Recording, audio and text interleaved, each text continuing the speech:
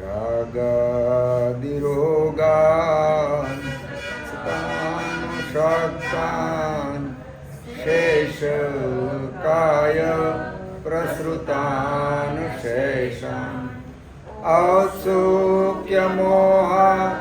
રતિદાન જગાન યો પૂર્વવૈદ્યાય નમોસ્તુ તસ્મૈ યો પૂર્વવૈદ્યાય નમોસ્તુ તસ્મૈ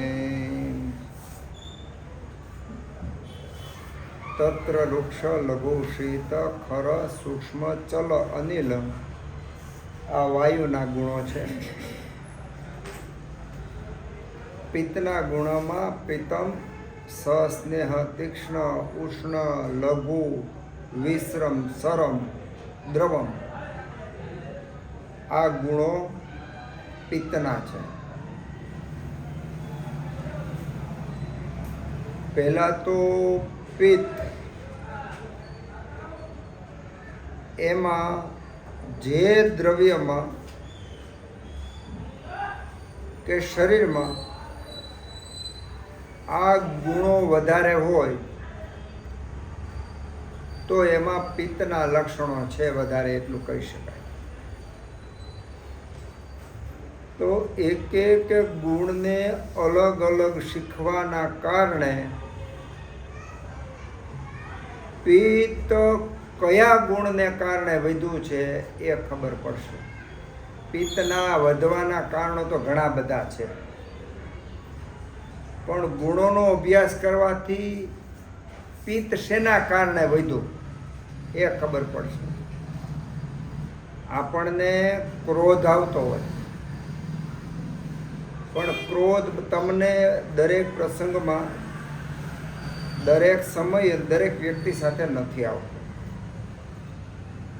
ચોક્કસ પ્રસંગમાં ચોક્કસ વ્યક્તિ સાથે આપણને ક્રોધ આવે છે. તો એનો એવો થયો જો ક્રોધ હોય તો બધી દરેક સર્વકાળે હોવો જોઈએ, પણ ચોક્કસ પ્રસંગ કે ચોક્કસ ઘટના કે ચોક્કસ વ્યક્તિ ત્યાં ક્રોધ વધારે છે, બીજે નથી આવતો. તો ક્રોધને દૂર કરવો હોય તો ઘટના વ્યક્તિનો અભ્યાસ કરી એમાં ઊંડા ઉતરો તો ક્રોધ છે એનો ઉપાય થાય. એમ પિત્ત વધવાના, ઘટવાના, વિકૃત થવાના બહુ બધા કારણો છે. તો જાજા બધા કારણોમાં ખાલી પિત્તની આપણને ખબર હોય તો બધા કારણ ઉપર કામ કરવું પડશે, અને દરેક કારણ ઉપર દરેક કારણ એ કારણનું કારણ અને એની સારવાર દરેકના અલગ અલગ હોય. જો ગુણની રીતે આપણે પિત્તને ન સમજ્યા હોય તો પિત્તની સારવાર કરવામાં 10 દર્દીમાંથી 1 કે 2 દર્દીમાં તમને પરિણામ મળે, બાકીના દર્દીમાં પરિણામ ન મળે. શું કામ? કે આપણે પિત્તના સંયુક્ત બધા ગુણની સાથે આપણે સારવાર કરીએ છીએ. તો પિત્તના જે બધા ગુણો છે બધા ગુણોને અલગ અલગ રીતે સમજી લેવામાં આવે, અને એ ગુણોને વિરોધી ગુણ છે એને સમજી લેવામાં આવે. તો પિત્તના જ્યારે લક્ષણો ઉત્પન્ન થાય ગરમીના પિત્તના, ત્યારે આપણે જે તે દર્દીના હિસ્ટ્રીમાં ઊંડા ઉતરીએ તો આપણે પરફેક્ટ નક્કી કરી શકીએ કે આ બેને મરચાં વધારે ખાધાશ માટે પિત્ત થયું, કે આ બેને ખાટો રસ ખાધો છે એટલે આપણને આને પિત્ત થયું, કે એણે આવા ગુણોનું વધારે સેવન કર્યું છે એટલે એને પિત્ત થયું. તો જે ગુણ પરફેક્ટ આપણને ખ્યાલ આવે છે, નિદાન થઈ જાય કે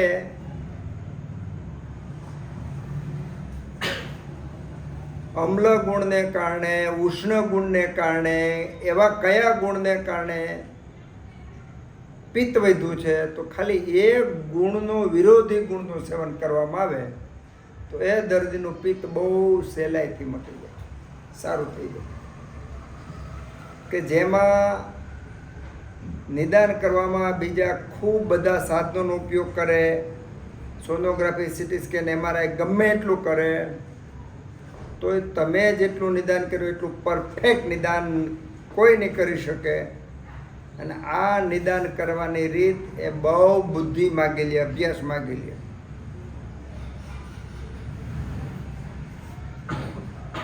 પિત્તમ સસ્નેહ, જો સસ્નેહ શબ્દ વાપરો છે.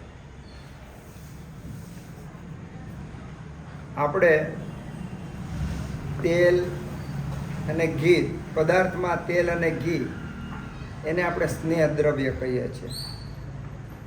દૂધ પણ સ્નેહ દ્રવ્ય જ છે, તો આને સ્નેહ દ્રવ્ય કહીએ છીએ. સ્નેહનો અર્થ તમે ગુજરાતી અર્થ કહો, સ્નેહ એટલે પ્રેમ. તો જે કામ સ્થૂળ શરીરમાં તેલ, ઘી વગેરે સ્નિગ્ધ પદાર્થો કરે છે, એ જ કામ મનના સત્વ, રજ અને તમની અંતર્ગત પ્રેમ, સ્નેહ એ જ કામ કરે છે. પિત્તના શમનનું કામ. તો સસ્નેહ, હવે આમાં સસ્નેહ શબ્દ વાપરો એટલે વિશેષ પ્રકારનો સ્નેહ.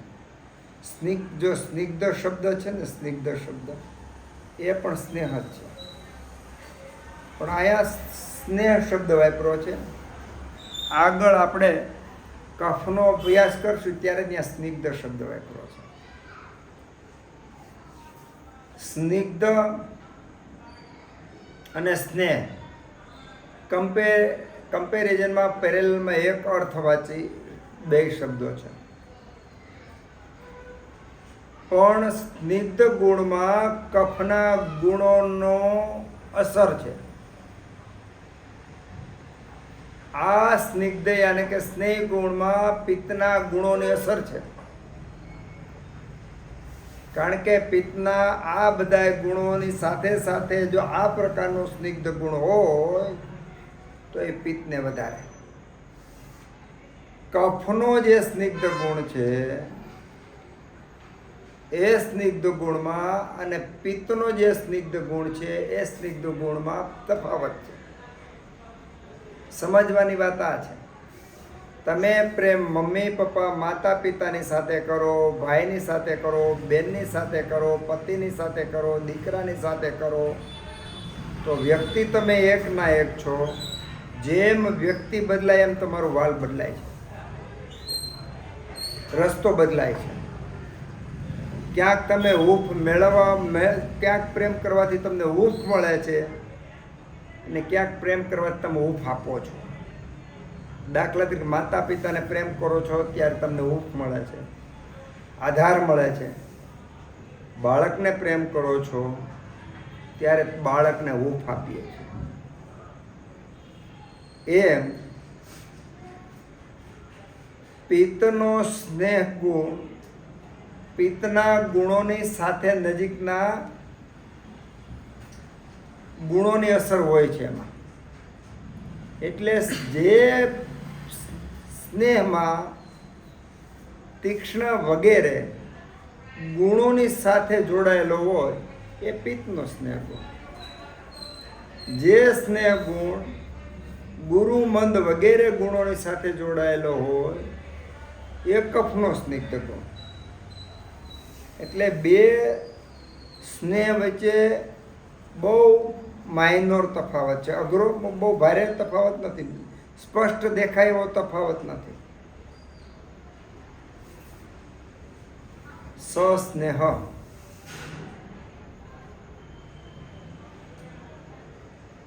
આપણે આખો દિવસ ઝૂલો ઝૂલાવતા હોય એમાં કીચડ અવાજ આવતો, બે ટીપા તેલ મૂકીએ તો અવાજ શાંત થઈ જાય. પહેલાં ગામડામાં સાયકલ ચલાવતા ને ઘૂમ ઘૂમ સાયકલમાં જ આવતો તેમાં ઓઇલિંગ કરેલ અવાજ બંધ થઈ જાય. પંખા ચાલતા હોય અને એમાં હમિંગ ને એવા બધા અવાજ આવતો હોય, એમાં ગ્રીસ કરો એટલે અવાજ બંધ થઈ જાય. તેમાં કર્મ શું કર્યું? સ્નિગ્ધ ગુણની પૂર્તિ કરી.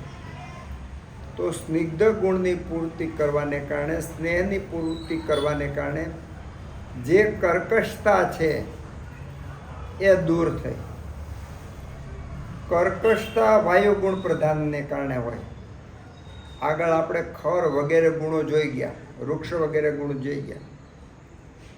તો વાયુ પ્રધાન ગુણોમાં કર્કશતા વગેરે ઉત્પન્ન થાય અવાજમાં, એમાં સ્નિગ્ધ સ્નેહનું પૂરણ કરવાથી એ કર્કશતા જતી રહે. એટલે સીધો સ્પષ્ટ અર્થ એવો થાય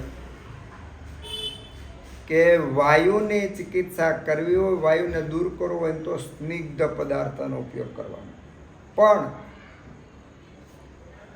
જો વૃક્ષ ગુણને કારણે વાયુ વધ્યો હોય તો સ્નિગ્ધ ગુણ આવે, તો સ્નેહ આવે.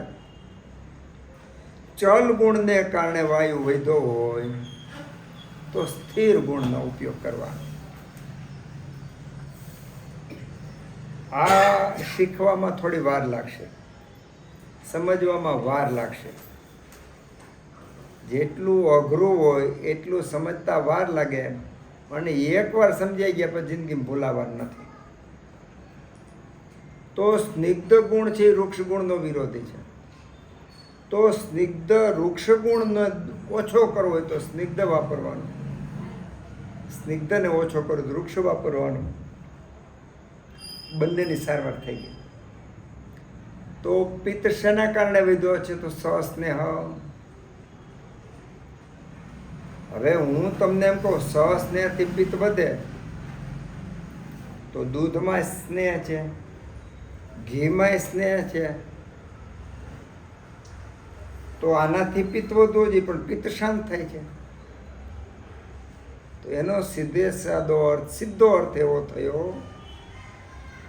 કે જે સ્નેહ ગુણની સાથે પિત્તના બાકીના ગુણોનો પડછાયો પડતો હોય, અસર પડતી હોય, એવા સ્નેહ ગુણનું સેવન કરવાથી પિત્ત વધે છે. બાકી જો સ્નેહ જે ગુણનો વધારે સેવન કરો એટલે એ દોષ વધે. પિત્ત સસ્નેહ, તીક્ષ્ણ, ઉષ્ણ, લઘુ, વિશ્રમ, સરમ, આટલા ગુણો પિત્તના છે. સરમ, દ્રવમ, આટલા ગુણો પિત્તના છે. તો સ્નેહનો એવો સ્નેહ કે જે ઉષ્ણ આદિ ગુણોની સાથે જોડાયેલો હોય, તો એવો સ્નેહ ઘી દૂધ તો છે નહીં. તો ઘી દૂધ ખાવાથી પિત્ત વધતું હોય ને તો એ સ્નેહ ગુણ આપણે ગણાય. તો એનાથી તો પિત્ત વધતું નથી. તો એવો સ્નેહ ગુણ કયો છે કે જે સ્નેહ ગુણ લેવા છતાંય પિત્ત વધે છે? હે? હા, બરાબર, સરસ. તો તેલ છે એ સ્નેહ ગુણ જ છે, સ્નિગ્ધ જ છે. તો તેલનું વધારે સેવન કરવાથી પિત્ત વધે. તો તમને કમસે કમ આટલી વાતમાં એટલો ખ્યાલ આવી ગયો કે જે લઘુ ગુણ વાયુમાં આપ્યો છે અને લઘુ ગુણ પિત્તમાં પણ આપ્યો છે. તો જેમ સ્નેહ ગુણ અલગ અલગ છે, સ્નેહ ગુણ પિત્ત વધારનાર સ્નેહ ગુણ અલગ છે, કફ વધારનાર સ્નેહ ગુણ અલગ છે, વાયુ વધારનાર લઘુ ગુણ અલગ છે, પિત્ત ગુણ વધારનાર લઘુ ગુણ અલગ છે.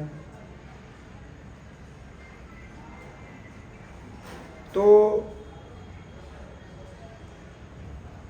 સ્નેહ એટલે શું? સ્નેહ એટલે પૂર્ણ કર્મ કરનારું, વૃક્ષ ગુણને દૂર કરનારું, ખર ગુણને દૂર કરનાર જે દ્રવ્ય હોય એ સ્નેહ દ્રવ્ય કહેવાય. તો અહીંયા બે વિભાગ આપણે પાડી શકીએ, એક તો શરીરના ને એક તો મનના. શરીરના વૃક્ષ ખર આદિ ગુણો દૂર કરનાર જે દ્રવ્ય છે એ દ્રવ્ય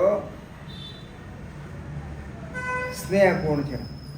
હવે સ્નેહમાં આપણે પિત્તની વાત કરીએ છીએ, તો પિત્તની વાત કરવામાં આપણે તમામ જેમાં ઉષ્ણ ગુણ હોય, તીક્ષ્ણ ગુણ હોય, સૂક્ષ્મ ગુણ હોય અને સ્નિગ્ધ ગુણ હોય, આવા પદાર્થોનું આપણે સંકલન કરવું પડે. તો તમામ પ્રકારના તેલ, મહુડા સિવાયના તમામ પ્રકારના તેલ મહુડા સિવાયના એ ઉષ્ણ, તીક્ષ્ણ, સૂક્ષ્મ અને સ્નિગ્ધ આ બધા ગુણો ધરાવે છે. કોપરેલ એમાં સૂક્ષ્મ ગુણ નથી,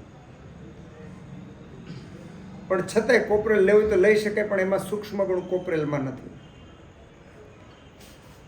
તો આ બધા ગુણો જે દ્રવ્યમાં એવું જરૂર નથી.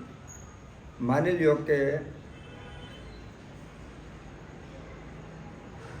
જે જાંગલ દેશના પ્રાણીઓ હોય, પ્રાણીઓની વસા એટલે ચરબી, તો જાંગલ પ્રદેશના પ્રાણીઓની ચરબી એમાં પણ ઉષ્ણ, તીક્ષ્ણ, સૂક્ષ્મ અને સ્નિગ્ધ આ ગુણ એની ચરબીમાં હોય. આનુપના પ્રાણીમાં એમાં એના કરતાં ઓછું હોય. એટલે સસ્નેહ સ્નેહ ગુણનો ઉપયોગ કરવાથી શરીરની અંદર જ્યાં જ્યાં વૃક્ષતા છે, જ્યાં જ્યાં કર્કશતા છે, જ્યાં ખરતા છે, બધી દૂર થાય. આપણે વાત એ કરી હતી કે ચલ એ જ જીવન. ચલ ગુણ શરીરના દરેક અવયવમાં, દરેક અણુ પરમાણુમાં ચલ ગુણ વ્યાપેલો છે અને ચલ ગુણ સતત કાર્યરત છે, એક્ટિવ છે. અને ચલ ગુણને કારણે જ પૂરા શરીર, અવયવો અને કોષો જીવંત છે. જેવો ચલ ગુણ નાશ પામ્યો એટલે એની જીવંતતા ગઈ, જીવન ગયું. તો ખાલી ચલ ગુણનું જ એવું નથી, સ્નિગ્ધ ગુણનું પણ એવું જ છે.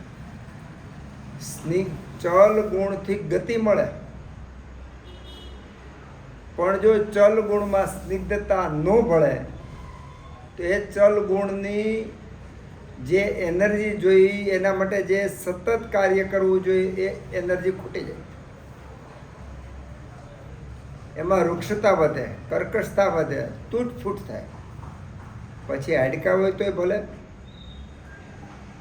આંતરડા હોય તોય ભલે, અને અવયવ હોય તોય ભલે.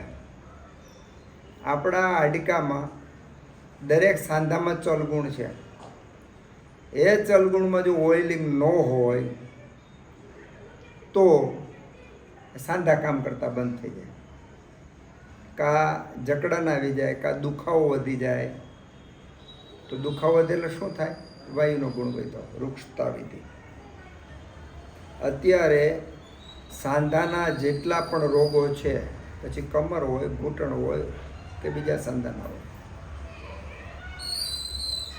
તો 80% સાંધાના દુખાવા આમ વાતવાળા છે. આમ વાતવાળા એટલા માટે છે, 80 પણ 90% કરતાં ઉપર કહી શકાય. આમ વાતવાળા શા માટે છે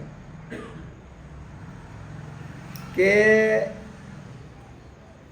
90% વ્યક્તિ શ્રમ કરતો નથી. શ્રમ નથી કરતો એટલે વાયુ બગડેલો છે, એનો અગ્નિ બગડેલો છે. એટલે જેનો વાયુ બગડેલો હોય, અગ્નિ બગડેલો હોય, તેનું પાચન બરાબર હોય જ નહીં. પાચન બરાબર ન હોય તો સામ અવસ્થા હોય. તો સામ અવસ્થા લાંબો સમય ટકે એટલે આમ વાતમાં કન્વર્ટ થઈ જાય. એટલે અત્યારે જેટલા દુખાવા છે એ બધાય આમ વાતવાળા છે. શું કામ આમ વાતવાળા? એક કારણ વ્યાયામનો અભાવ. બીજું કારણ, જે પ્રકારનો સ્નેહ ગુણ ક્વોલિટીવાળો મળવો જોઈએ મળતો નથી. ગાડીની અંદર પેટ્રોલ પુરાવાનું હોય, એમાં ભેળસેળવાળું પેટ્રોલ પૂરો તો જે સ્થિતિ ગાડીની થાય છે એ સ્થિતિ શરીરની થાય. તો અત્યારે આપણે જે સ્નેહ ગુણ તેલ, ઘી, દૂધ કે કોઈ પણ સ્નિગ્ધતા માટે શરીરમાં લે છે એ પ્યોરિટી નથી. પ્યોરિટી ન હોવાને કારણે જે નેચરલ કુદરતી સ્નિગ્ધ ગુણના કુદરતી જે કાર્યો છે એ કુદરતી કાર્યો નહીં કરી શકે. એટલે આજના માનવનો વાક એટલો બધો નથી, પણ ખોરાકને કારણે શરીર એ વહેલા ઘસાઈ જાય છે. તમે આજે માથામાં નાખવાના 90% તેલ ખનિજ તેલમાંથી બનાવવામાં આવે છે. અભ્યંગમ આચરે નિત્ય સ જરાશ્રમ વાતઃ દ્રષ્ટિ પ્રસાદ પુષ્ટ આયુ સ્વપ્ન સુત્વક્ત દાઢ્યકૃત શિર શ્રવણ પાદેશુ તમ વિશેષણ શીલય. જો નિત્ય અભ્યંગ કરો તો એટલા બધા ફાયદા થાય. પણ અભ્યંગ કરવા માટે જે તમે તેલ વાપરો છો એ તેલ પ્રાકૃત હોય તો. હવે શિર માથામાં નિત્ય અભ્યંગ કરવું, વિશેષ કરીને કરવાનું. હવે તમે માથામાં બજારેથી લઈ આવેલા તેલ વાપરો છો, એમાં એ તેલ તમને 3 પ્રકારના મળે. એક તો ખનિજ તેલથી, જે આ એકદમ આછું પટલું મળતું હોય સ્પિરિટ જેવું, એ બધા ખનિજ તેલ બે. એ 15-20 રૂપિયા લીટર આવે કંપનીને, અને તમને એસન્સ ને કલર મિક્સ કરીને તમને આપી દે. અને આપણે હોશે એડવર્ટાઇઝ જોઈ હોય કે કોઈ વાત કરી હોય તો આપણે વાપરવા માંડીએ છીએ. તો આ એક પ્રકારનું તેલ છે જેમાં ખનિજ તેલ મુખ્યનું બનેલું હોય છે. એમાં કલર ને એસન્સ સિવાય બીજું કંઈ હોતું નથી, ખાલી પેકિંગ તમને રૂપકડો આપે છે. બીજું, જે માથાનું તેલ આવે છે એમાં પ્યોર તલનું તેલ, એમાં આમળા વગેરે નાખીને બનાવ્યું હોય, એક ઈ તેલ. અને બીજું કે જેમાં તલનું તેલ ન હોય, બીજું કોઈ તેલ કદાચ ન હોય, બીજા કોઈ તેલનો ઉપયોગ કરી અને બનાવ્યું હોય, તો જે તલનું તેલ કુદરતી તલનું તેલ હોય, એમાં સિદ્ધ કરેલ ભાંગરો વગેરે હોય, એ જે ફાયદો આપશે એવું તલના તેલ સિવાયના બીજા બનાવેલા તેલ હોય, અથવા ખનિજ તેલથી બનાવેલું માથાનું તેલ હોય, અથવા જે તેલની અંદર જે તેલ વાપરવામાં આવ્યું છે એ તેલ જ દૂષિત હોય. ઘણીવાર ફેંકી દેવાની વસ્તુ હોય એ આવા મેન્યુફેક્ચરમાં નાખી દેતા હોય છે. તો આ ક્યારેય આપણને સ્નિગ્ધ ગુણ આપે જ નહીં. ઉલટાનો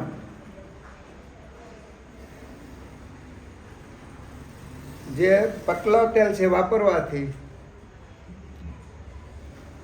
એક પ્રકારનું એસિડ માથામાં જાય તો વાળ ધોળા થવા, આંખોનું તેજ ઘટવું, મગજની શક્તિ ઘટવી, બધા જ નુકસાન થાય. અભ્યંગથી જે ફાયદા થાય એનાથી બધા જ નુકસાન થાય. એટલે આજની આપણી પરિસ્થિતિ, આપણી આજુબાજુમાં મળતા ખોરાક, વાપરવાની જરૂરી જીવન જરૂરિયાત ચીજ વસ્તુઓ, એમાં આપણે પાછા પોતે મેન્યુફેક્ચર કરી શકતા નથી. ડિપેન્ડિંગ રહેવું પડે છે માર્કેટ ઉપર.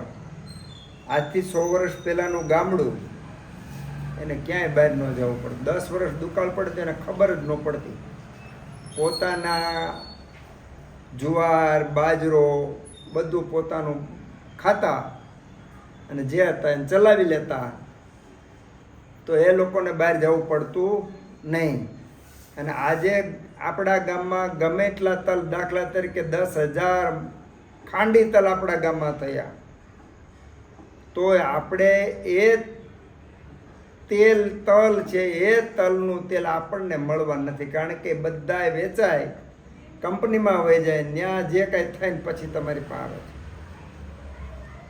તો આજની એવી અટપટી વ્યવસ્થામાં આપણે ગોઠવાઈ ગયા છીએ કે આમાંથી આપણે રસ્તો કાઢવો પડે.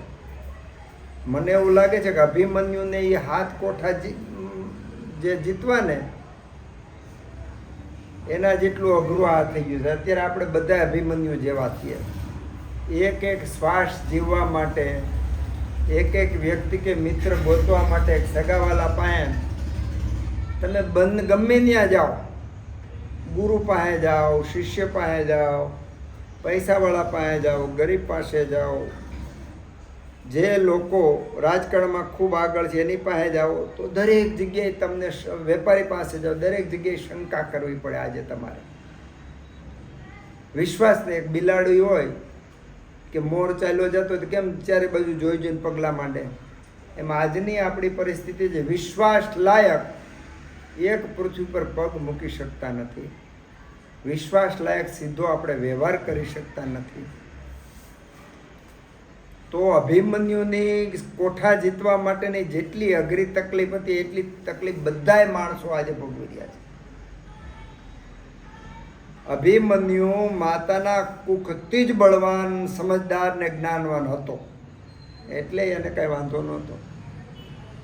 અને આપણે અત્યારે તૂટી ગયા, ફૂટી ગયા, બધું ખતમ થઈ ગયું એનું કારણ છે કે આપણામાં એ એનર્જી નથી, એટલે આપણે વહેલા ઘસાઈ જાય. તો હવે કરવું શું? આનો ઉપાય શું? આપણે એક જ ઉપાય છે કે જ્યારે તમારે ચોઈસ કરવાની આવે તે ઓછું ખરાબ કયું છે એ ચોઈસ કરવાની છે. તો અત્યારે ગાણીમાં કાઢેલું તેલ મળે છે, એનો ઉપયોગ કરવો પડે. ગાયનું દૂધ મળે છે, એનો ઉપયોગ કરવો પડે. પણ વિશ્વાસ લાયક વ્યક્તિ તમારા હોય એની પાસે લેવો. અતિ વિશ્વાસુ વેપારી હોય, કાકા કાકી, ગામડા જ્યાં હોય ત્યાંથી લીધા જેવું આ સમય છે. એમાંય ગામડામાંથી ખરીદી કરવાથી ફાયદો છે, ગામડાના માણસોને પ્રોત્સાહન મળે. એટલે આપણે સ્નેહ ગુણનું સિલેક્શન કરવામાં પણ કાળજી રાખજો. સ્નેહ ગુણ પ્રાકૃત નહીં હોય તો શરીરમાં પ્રાકૃત સ્નેહ ગુણ ઉત્પન્ન થવાનું નથી. તે જે ગુણોનું આપણે વર્ણન કરવાના છે એના ફાયદા નથી થવાના. તો સ્નેહ, સ શબ્દ લગાડ્યો. વિશેષ કરીને સ્નેહ એક વિશિષ્ટ પ્રકારનો સ્નેહ કે જે ઘી દૂધ જેવો નથી, એ વિશિષ્ટ પ્રકારનો છે. એમાં તીક્ષ્ણ ગુણ વિશેષ છે. સસ્નેહ તો શરીરના બંધારણમાં, શરીરની દરેક કાર્યમાં સ્નેહ ગુણ વગર, જેવી રીતે ચલ ગુણ વગર કોઈ ક્રિયા શક્ય નથી, એમ ચલ ગુણ વગર, એમ સ્નિગ્ધ ગુણ વગર કોઈ ક્રિયા શક્ય નથી. જો સ્નિગ્ધતા ન હોય, પ્રેમ ન હોય, ભાવ ન હોય, તો તમે એક વ્યક્તિ પાસે 10 મિનિટ પણ ન બેસી શકો. એટલો ધક્કો લાગે. હવે બે વ્યક્તિ જુદી જુદી બેઠી છે ને ખાલી એક ભાવથી જો એટલો રિફ્લેક્સ થાય છે, અપાકર્ષણ થાય છે, તો શરીરમાં સ્નેહ ગુણ ખૂટે તો જે ચાલતી પ્રક્રિયાઓ છે એમાં કેટલું ઘર્ષણ ઉત્પન્ન થાય, કેટલા વ્યવહારો ખોટા પડે, કેટલા વ્યવહારો અવ્યવસ્થિત થઈ જાય. દાખલા તરીકે કોળિયો હાથમાં લીધો ને જીભને આપ્યો અને જીભ એને નીચે ઉતારી અને ઓજરી સુધી લઈ જાય છે. જો સ્નિગ્ધ ગુણ ઓછો હોય અથવા સ્નિગ્ધ ગુણ વિકૃત હોય તો એ હાથમાંથી જીભમાં લીધેલો કોળિયો ગળે ચોંટી જાય અને જાવો જોઈએ અંધળીમાં ને વયો જાય શ્વાસ મળે. અને આજે આવા કેટલાય દર્દીઓ તમે જુઓ છો. જે કોળિયો મોઢામાંથી અન્નળીમાંથી ને આમાશયમાં જવો જોઈએ જેટલા સમયમાં એના કરતાં ઘસાતો ઘસાતો ઘસાતો ધીમે ધીમે ધીમે બહુ મોડો છે. એના પરિણામે ઘણા બધા દર્દીઓને ખાધા પછી કાં પાણી પીવું પડે ને કાં ધક્કો મારવો પડે, આમ કરવું પડે. એનું કારણ શું? કે જે અન્નળી છે, કે જે કોષો કે જે પાઇપ કે સ્ત્રોતો દ્વારા જે અન્નને નીચે લઈ જાય છે એમાં સ્નિગ્ધતાની કમી છે, અથવા તો વિકૃત સ્નિગ્ધતા છે. તો આ તો માત્ર દાખલો છે કે અન્નળીની અંદર મોઢામાંથી લીધેલો કોળિયો સમ્યક સ્નિગ્ધ હોય તો સમ્યક રીતે ચા ખાવામાં અને પેટ સુધી પહોંચવામાં કોઈ વાર ન લાગે. પહેલું, જો સમ્યક સ્નિગ્ધ હોય તો મોઢાના સમ્યક સ્નિગ્ધના દરેક અણુએ અણુમાં, દાંતમાં, ગોલોફામાં, પેઢામાં, તાળવામાં એક વિશિષ્ટ પ્રકારના સ્નેહને કારણે વિશિષ્ટ પ્રકારના સ્પંદનો ઉત્પન્ન થાય અને આનંદ ઉત્પન્ન થાય. કારણ કે સ્નેહનો ગુણ જ આનંદ આપવાનો, પ્રેમ આપવાનો, ભાવ આપવાનો છે. આપણને ખાતા ખાતા આ મજા ન આવે તો સમજી લેવાનું સ્નેહ ગુણ ઓછો છે આપણા. ખરેખર તો ભોજન કરવું એક મોટામાં મોટું ધ્યાન છે. ખાલી ભોજન કરી લઈ ત્યાં સુધીમાં શરીરની અંદર પહેલાં તો હું હવે 2 મિનિટ એનું વર્ણન કરી દઉં એટલે તમને ખ્યાલ આવશે આપણે ક્યાં ઊભા છીએ. ભોજન કરીએ, હાથના આંગળા પહેલાં તો ચમચીથી ખાવાનું બંધ કરી દેજો. ચમચીથી જે ખાતા હોય એ ખોરાકનો 50% જે આનંદ છે નથી લઈ શકતા. કારણ કે તમારી આંગળી જે છે એ ખાવાની વસ્તુને અડે અને ચમચી અડે તો ફેર પડે કે ન પડે?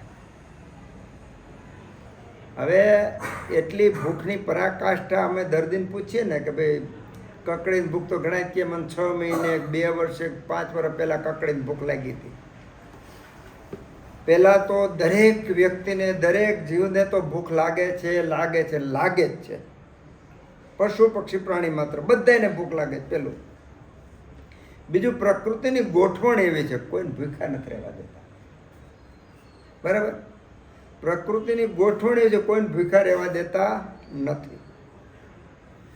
દરેક જીવ, પશુ પક્ષી પ્રાણીને વિશ્વાસ છે કે જ્યારે ભૂખ લાગશે ત્યારે ખાવાનું મળી જાય. એટલે જ્યારે જેટલી જેમ જરૂર એટલું જ ખાઈને વધારે ખાય નહીં. માણસને કાં તો વિશ્વાસ નથી ભગવાન ઉપર કે હવે બીજા ટાઈમનું મળે કે ન મળે, અથવા મોહ, ખાવાનો મોહ થાય. તો એના પરિણામે જમવું જોઈએ 250 ગ્રામ ને ખાઈ જાય 350 ગ્રામ. હવે 5 કે 10 કે 20 ગ્રામ વધારે ખાવાથી જે કામ બ્રેક, એક નાની એવી બ્રેક અહીંથી અહીં જ નાની એવી બ્રેક 10,000 ટન ટ્રકને ઊભો રાખી દે, એમ વધારે ગયેલો આહાર પૂરા શરીરની સિસ્ટમને ઊભી રાખી દે. પૂરા શરીરની સિસ્ટમ ડિસ્ટર્બ થઈ જાય.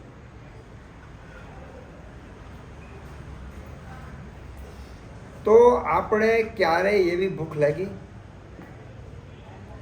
કે રોટલી કે થાળી સુધી હાથ જતો હોય ને તો હાથની અંદર સ્પંદનો આવવા માંડે, એવો અનુભવ કર્યો કોઈ દી?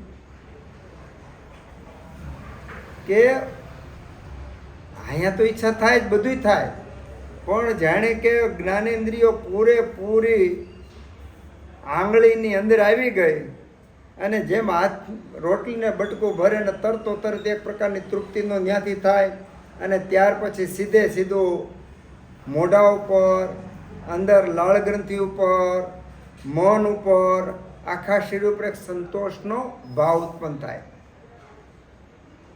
જો આપણે ખાતા શીખ્યા હોય તો આવું, હું તો કહું છું, હું અત્યારે વર્ણન કરું ને, જિંદગીમાં એકવાર એ રીતે થયું હોય ને, અનુભવ્યું હોય તો તમે ભાગશાળી કહેવા. જિંદગીમાં એકવાર ખરેખર તો જ્યારે જમો ને ત્યારે આમ થવું જોઈએ, જ્યારે જમી ત્યારે આમ થવું જોઈએ. પણ જિંદગીમાં એકવાર થયું તોય હું તો કહું સારું. હવે જિંદગીમાં બીજી વાર ત્રીજી વાર રિપીટ કરવા પ્રયત્ન કરજો. તો એ કક્ષાની ભૂખ લાગવી જોઈએ કે હાથ અહીંથી ત્યાં જાય ને, ત્યાં જેવી રીતે કોઈ આપણને કોઈ દાન આપતું હોય, ભલે આપણા હાથમાં નથી આવી ગયું પણ આપે છે તો એક ભાવ બદલી જાય ને. એમ ભલે ઓલું અનાજ પેટમાં નથી ગયું પણ હાથ ત્યાં સુધી ગયો તો એટલી બધી ઘટનાઓ ઘટે છે શરીરમાં કે જે કામ મગજ કરે છે એ કામ આ હાથની આંગળીઓના ટેરવા કરવા માંડે. ટેરવામાં સ્પંદનાધિક્ય વધી જાય અને મેસેજ બધા ગરમ કે ઠંડા કે જે અનાજના પૂરેપૂરા શરીરમાં તરત વ્યાપી જાય. અને જેવા હાથથી ત્યાં જાય એટલે તરતો તરત લાળ ગ્રંથિઓ, મોઢું બધું તત્પર થઈ જાય. અને હાથ તમે બટકું લઈને ધીમે ધીમે મોઢા પર મૂકો અને મોઢાની અંદર જે કોળિયો ગયો એ ચાવવાનું ચાલુ કર્યું તો જેવી રીતે ભયંકર ઉનાળાની ગરમીમાં ત્રાહિમામ પોકારતા ઝાડવા, પશુ, પક્ષી, પ્રાણી, મનુષ્ય વર્ષા ઋતુના વરસાદમાં તૃપ્તિ પામે એવી તૃપ્તિ મોઢાને થાય. આપણને કોઈ દી થઈ છે તો નિત્ય થાય છે, આપણે અનુભવતા નથી. આપણું બાળક અનેક વખત આહલાદક ભાવથી ભર્યું હોય છે, આપણે આપણા બાળકને જોતા નથી.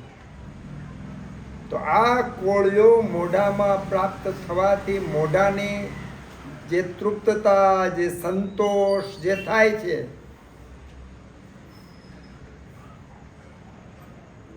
દાંતને અનાજ અડે તો પૂરેપૂરું દાંત છે એમાં સંવેદના આવી જાય અને દાંતના મૂળ દ્વારા, નર્વસ સિસ્ટમ દ્વારા છે મગજ સુધી આના સંદેશા પહોંચી જાય છે. પેઢામાં, ગલોફામાં ને બધી તો થાય જ, પણ દાંતની સંવેદના પણ એટલી બે હદ સુધી આપણને મળે છે. જેનું વાયરિંગ બરાબર હોય એને જ આ અનુભવ થાય. જેનું વાયરિંગ બગડેલું હોય, જેના વાયરિંગ તૂટી ગયેલા હોય, જેમાં ખાર ખાઈ ગયું હોય એ લોકોને આ અનુભવ થાય નહીં. એમણે ઇલેક્ટ્રિશિયનને બોલાવીને વાયરિંગ કરાવી લેવું, રિપેર કરાવી લેવાનું, કાં નવું નાખી દેવાનું. અને આ ખોરાકને ચાવતા ચાવતા ચાવતા એ આનંદ એવો આવે કે દુનિયાના બધા દુઃખ ભૂલાઈ જાય. એટલો આનંદ અંદર કોળિયો ચાવવાની અંદર છે. તો કોળિયો ચાવતા ચાવતા દુઃખ ભૂલાણા એવું જિંદગીમાં કેટલી વાર ઘટના ઘટી. મારે એક દર્દી, આમ બહુ યોગ ધ્યાન ને ઘણું બધું કરે, પરેશભાઈ કેવું કંઈક નામ હતું, પેલા પટલા એવા હતા ને પંચકર્મ કર્યું. તો એમને ચાવીને ખાવાનું આપણી ફાઇલની અંદર પહેલું જ હોય, ભૂખ લાગે તો જ થોડું ખૂબ ચાવીને જમવું, આ ફાઇલનું પહેલું. એ તો ઘણા વર્ષથી સાધના કરતા હતા ને બધું કરતા હતા. આયુર્વેદનું પણ ખૂબ જાણતા હતા ને આયુર્વેદનું કરતા હતા. પણ ફાઇલ આપીને મેં કીધું આને ફોલો કરવાનો પ્રયત્ન કરવાનો જેટલું થાય એટલું. તો અઠવાડિયા પછી એવા મને કે સાહેબ મને જિંદગીમાં એક નવું શીખવા મળ્યું. મેં કીધું હું મન કે અત્યાર સુધી હું ચાવીને ખાતો હતો પણ હવે જે ચાવીને ખાઉં છું ને એને એનો ફાયદો અલગ થવા માંડ્યો. મેં કીધું એવું તો તમે શું ચાવીને ખાઓ છો? તો કે અત્યારે હું ચાવીને જે ખાઉં છું, પહેલાં ચાવીને ખાતો પણ એનાથી થોડુંક વધારે ખાઉં છું, પણ તમે સમજાવ્યા પછી જે ચાવીને ખાવાનો જે આનંદ આવે છે ને એ બેહદ છે. તો એ સંવેદના ચાવતી વખતે દરેક જે કોષોને અવયવો સ્નાયુઓમાં જે સંવેદના ઉત્પન્ન થાય છે એ આપણે ન્યાન ન્યાન મરી જાય છે.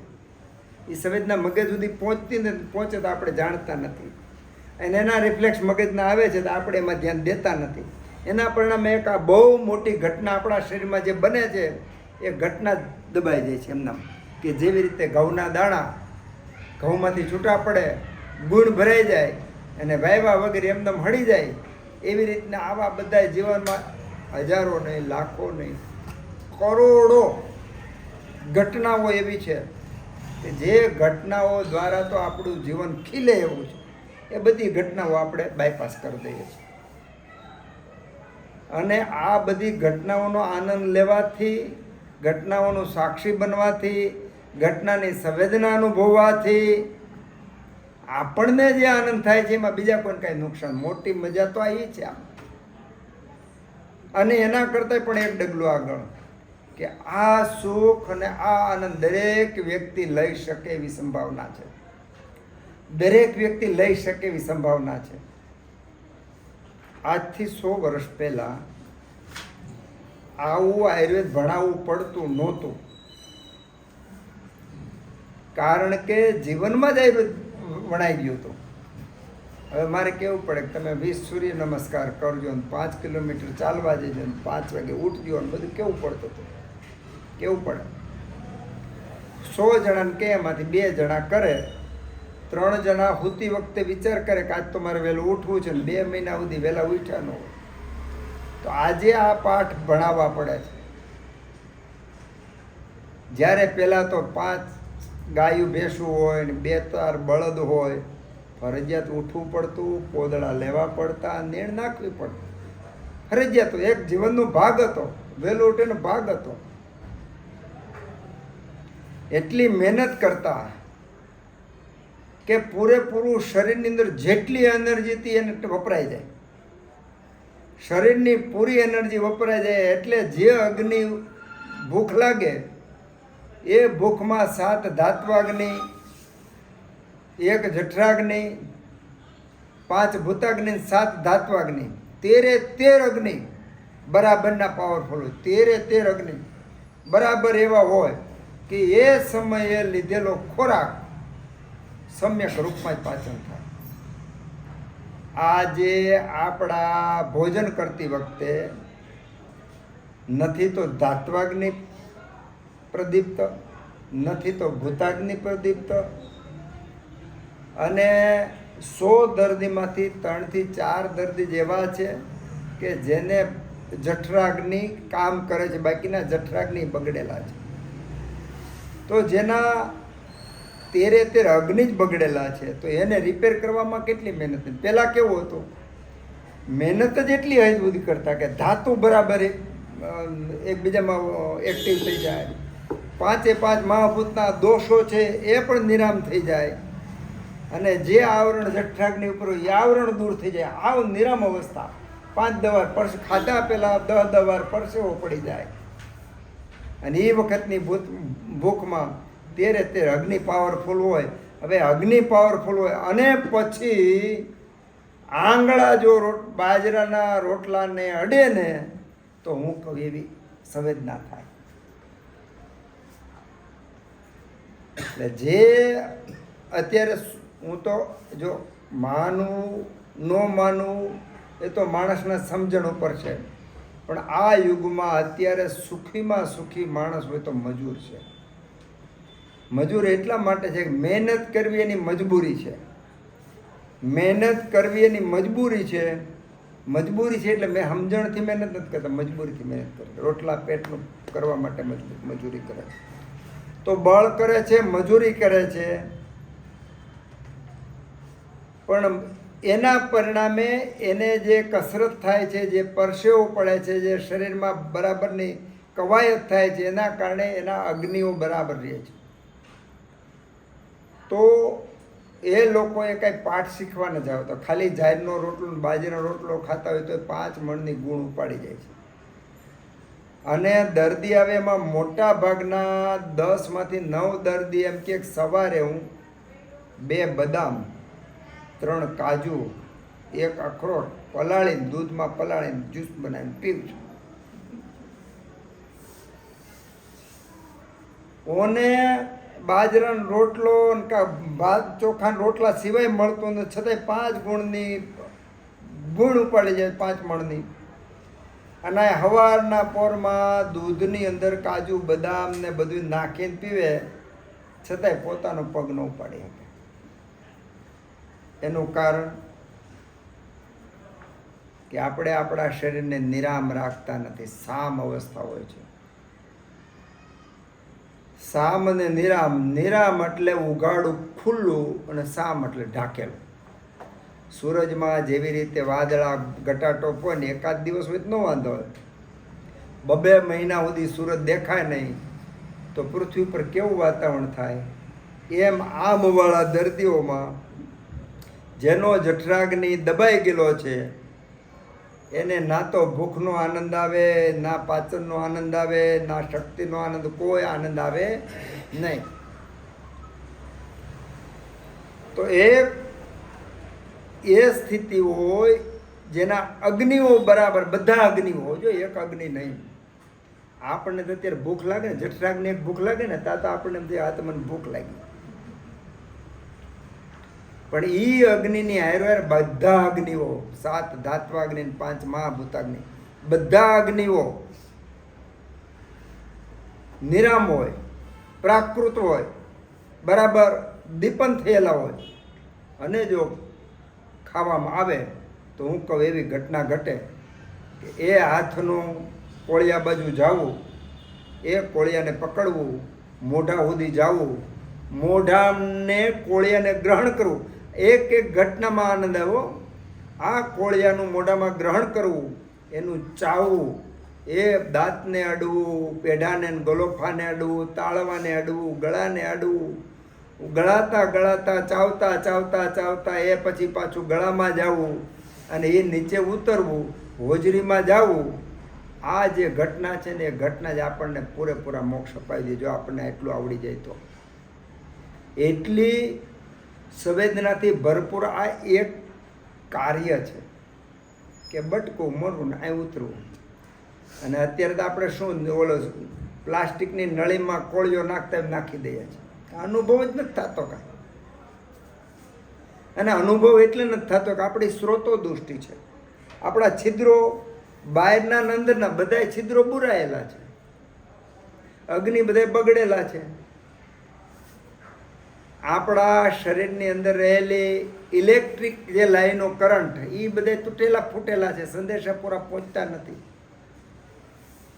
તો આવા જે નગર હોય જેમાં કોઈ વ્યવસ્થા ન હોય તો નગરમાં કોઈ દી પ્રજા સુખી ન થાય. એવી રીતના આપણા શરીરરૂપી નગરમાં જો આવી વ્યવસ્થા હોય તેમાં સુખ આપણને ન મળે. તો આ નગરની અંદર રાજા આનો આત્મા છે, મન એનું પ્રધાન છે. તો રાજા અને પ્રધાન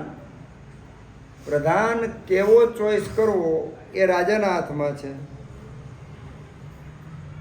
અને પ્રધાન પાસે કેમ કામ લેવડાવવું એ રાજાના હાથમાં છે. તો જ રાજા સુખી થાય, પ્રજા સુખી થાય, બાકી સુખી ન થાય. તો આપણે આપણા મન સાથે કેટલું કામ કરી શકીએ છીએ, કારણ કે મન દ્વારા જ આખા શરીરનું, સ્થૂળ શરીરનું પણ કંટ્રોલ થાય છે. તો સસ્નેહ, જો સ્નિગ્ધતા પ્રાકૃત હોય, અગ્નિ બરાબર હોય તો ખાધેલો ખોરાક હોજરીમાં પહોંચે અને હોજરીમાં પાચન થતા થતાં નાના આંતરડામાંથી મોટા આંતરડામાંથી મળ વિસર્જન થાય. તો મળ વિસર્જન વખતે પણ જે ઘટના ઘટે છે સંવેદનાની એ પણ એક અદ્ભુત છે. હું તો એમ કહું મહિનામાં 1 દિવસ એવો કરવો કે સંવેદના જોવાની. મહિનામાં 1 જ દિવસ નક્કી કરતા. આપણે 11 રહે નથી રહેતા. કોઈ 11 રહે, કોઈ બીજું રહે, પૂર્ણિમા રહે, કોઈ મંગળવાર કરે, કોઈ બુધવાર કરે, અલગ અલગ કરે. આપણે મહિનામાં એક દિવસ આપણી સંવેદનાને જોવાની. એમાં કાંઈ બેઠું રહેવાનું જોઈએ. આપણે જે સવારે ઉઠીએ, દાંતણ પાણી કરીએ, નાસ્તો પાણી કરીએ, બધુંય કરવાનું. એમાં કોઈ ફેરફાર કરવાનો નથી. જે કરતા હોય બધુંય કરવાનું. એક પણ ક્રિયામાં ફેરફાર નથી. ખાલી જે કરીએ એને અનુભવવાનું. ચા બનાવીએ છીએ તો બનાવતી વખતનો જે એક સેટિંગ છે મનનું, આંખ અને ચા જોવે છે અને એની જે પ્રતિભાવ પડે છે, હાથ આપણે હલાવીએ છીએ ચા, એના જે પ્રતિભાવ પડે છે, પછી ભૂખ લાગીને જે ખાય છે તો જોવાનું. એક દિવસ, મહિનાનો એક દિવસ આપણી સંવેદના અનુભવવાનો. જો કરવામાં આવે તો વર્ષ, 2 વર્ષ, 10, 20 વર્ષ આપણી લાઈન ઉપર ગાડી આવે, પાટા ઉપર ગાડી આવે. બાકી અંદર એટલું તૂટી ફૂટી ગયું કે આ ગાડી કોઈ દી પાટા ઉપર આવે એમ જ નથી. આટલું કરી શકાય. આખા દિવસમાં તમે નક્કી કરશો એટલે 1%, 2%, 5% આ સંવેદના આપણે અનુભવશું ત્યારે ખબર પડશે કે આપણે જિંદગીના કેટલા સમયો, કલાકો, દિવસો બગાડ્યા. તો આવી શરીરની દરેક ક્રિયાની અંદર સંવેદના અને સંવેદનાનો આનંદ પડ્યો છે. હવે પાછું તમારો પ્રશ્ન સીધો એવો થાય કે દરેક સંવેદનામાં આનંદ પડ્યો છે. તો હા, તમે ખૂબ ભાવથી, પ્રેમથી જીવો ત્યારે જે ઘટના ઘટે, જે સંવેદના અનુભવે એમાં આનંદ આવે છે. તમે ભયંકર ગુસ્સો કરો છો, અત્યારે ગુસ્સો કરીને તો આપણે દુઃખી થાય છીએ, આપણને એનર્જી ખતમ થાય છે અત્યારે. પણ હું કેમ કરું, જો તમને ગુસ્સો આવ્યો અને ગુસ્સો તમારી સંવેદનામાં સેવ થયો અને તમે જો તો ગુસ્સાના પરિણામે એક પ્રકારની સ્થિતિ ઉત્પન્ન થાય છે, એ પણ તમને એટલો આનંદ અપાવે. રાગ અને દ્વેષ, રાગમાં આનંદ આવે, દ્વેષમાં દુઃખ થાય. તો એની સ્થિતિને પણ જો આપણે સંવેદનાને માપો તો દરેક ઘટના જો સમ્યક સ્નિગ્ધ ગુણયુક્ત હોય, આનંદ જ અપાવે, આનંદ જ અપાવે. હવે આનંદ હાટું તો આપણે બળ કરીએ છીએ, સુખ માટે તો બળ કરીએ છીએ, સંતોષ માટે તો બળ કરીએ છીએ. રાત્રિ દિવસ જે કાંઈ આપણી પ્રવૃત્તિ છે માત્ર ને માત્ર સુખ અને સંતોષ માટે છે. અને જ્યાં સુખ અને સંતોષ છે એને હરણની નાભીની જેમ આપણે સામે જોતા નથી, અને જ્યાં ઝાંઝવાના જળ દેખાય ત્યાં દોડે છે પાણી પીવા માટે. જરાય ફેર નથી આપણો. એ દાખલો આપણા ઉપર 100% બંધ બેસતો છે. તો આટલું નજીક, આટલું સરસ સુખ આપણને પીડ્યું છે, એક પ્રયત્ન કરવાનો. ક્યારેક સુખ પીડ્યું છે કે નથી પીડ્યું એ જોવું હોય તો પ્રયત્ન કરો. ક્યારેક અતિ દુઃખી મન હોય, અતિ દુઃખી મન હોય, કાંઈ આંખો બંધ કરીને બેસી જવાનું. આંખ નહીં હલાવવાનું નહીં, શરીરને હલાવવાનું નહીં, શ્વાસ ધીમા કરી નાખો. 1 મિનિટ, 2 મિનિટ, 3, 4, 5 મિનિટ થાય ને તો દુઃખ ઓછું થતું, સુખની ઉત્પત્તિ થવા મળશે. જો જે દુઃખ આપણને દુઃખી કરતું હતું આખા શરીરને બધાને, એ જ ઘટના તમારા સ્થિર થવા માત્રથી સુખમાં કન્વર્ટ થઈ જાય છે. એટલે સુખ કે દુઃખ નામની કોઈ વસ્તુ અસ્તિત્વ નથી, સાપેક્ષમાં છે. એક વ્યક્તિને ગળું ખાવા મળે તો સુખ ઉત્પન્ન થાય છે, એક વ્યક્તિને ગળું ખાવા મળે તો કફ ઉત્પન્ન થાય છે, શ્વાસ ચડે છે. એટલે ગળા રસમાં સુખ છે એવું નથી. એક વ્યક્તિ ગુસ્સો કરે તો દુઃખ ઉત્પન્ન થાય, પોતાને દુઃખ ઉત્પન્ન થાય, સામાવાળાને દુઃખ ઉત્પન્ન થાય. એક વ્યક્તિ ગુસ્સો કરે તો